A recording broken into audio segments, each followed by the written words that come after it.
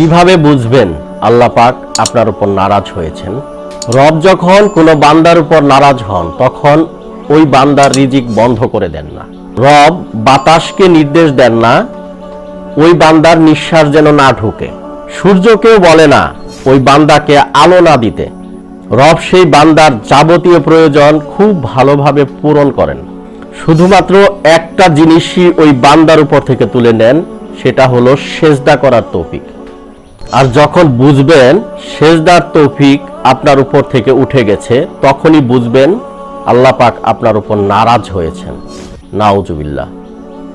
যে বান্দা আল্লাহ তাআলাকে ভুলে যায় সে পৃথিবীতে সবকিছু করতে সক্ষম হয়, শুধুমাত্র তার রবকে সেজদা করা ব্যতীত।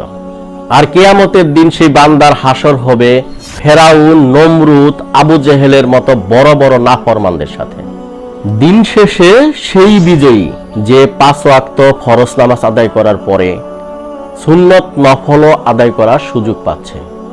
শয়তানের সাথে জিহাদ করে নিজে একটু ভাবুন, আল্লাহ আপনার উপর নারাজ না তো? আল্লাহ রাব্বুল আলামিন আমাদের সবাইকে বোঝার তৌফিক দান করুন। আমিন।